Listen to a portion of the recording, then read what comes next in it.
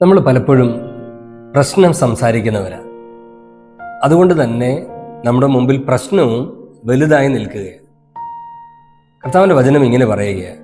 സങ്കീർത്തനം 46 അതിൻ്റെ 10-ാമത്തെ വാക്യം ഇങ്ങനെ പറയുന്നു: മിണ്ടാതിരുന്ന് ഞാൻ ദൈവമെന്ന് അറിഞ്ഞുകൊള്ളുവേ. ഞാൻ ജാതികളുടെ ഇടയിൽ ഉന്നതനാകും, ഞാൻ ഭൂമിയിൽ ഉന്നതനാകും. മനുഷ്യർ തങ്ങളുടെ മത്സരങ്ങൾ അവസാനിപ്പിച്ച് ദൈവം ആരാണ്, ദൈവം എങ്ങനെയുള്ളവനാണ് എന്ന് ധ്യാനിക്കുന്നതിൽ ഉത്സാഹിക്കുകയും ചെയ്യുമ്പോൾ ഒരു വലിയ മാറ്റം സംഭവിക്കും. വചനം പറയുന്നു, മിണ്ടാതിരിക്കുക. നാം പ്രശ്നം സംസാരിക്കുന്നവരായി തീരാതെ പ്രശ്നത്തോട് സംസാരിക്കുക. പ്രശ്നം വലുതാകാൻ കാരണം ദൈവ സാന്നിധ്യത്തെക്കുറിച്ചുള്ള തിരിച്ചറിവില്ലാത്തതുകൊണ്ട്.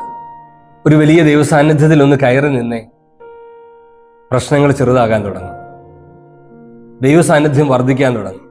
പ്രതികൂലത്തോട്, പ്രശ്നങ്ങളോട് സംസാരിക്കും തോറും അത് വലുതാകുമ്പോൾ നാം ദൈവ സാന്നിധ്യത്തെ മുറുകെ പിടിക്കുക. അതെ, ദൈവം ആഗ്രഹിക്കുന്നതിനൊത്തവണ്ണം ഏൽപ്പിച്ചു കൊടുക്കുക. ജാതികളുടെ ഇടയിൽ ഉന്നതനാകും, ഭൂമിയിൽ ഉന്നതനാകും. ഉന്നതനാക്കുന്ന ബന്ധം ഉടലെടുക്കട്ടെ. കർത്താവ് സഹായിക്കട്ടെ. ആമേൻ.